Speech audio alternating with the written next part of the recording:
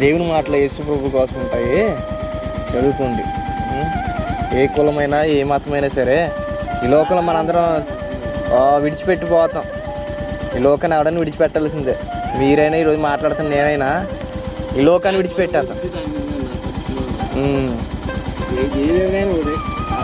అదే ఏ దేవుడైనా అదే అంటుంది. ఏ దేవుడైనా సరే ఏ దేవుడిని నమ్ముకున్నా మనం స్వర్గానికి పోవాలి. కానీ మనం ఏ దేవుడిని నమ్ముకున్నా సరే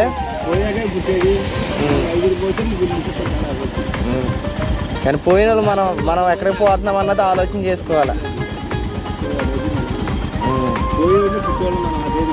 అవునవును. కానీ పోయిన తర్వాత ఒక రాజ్యం ఉంది మనందరి కొరకు. ఈ రాజ్యాలు భోజనాలు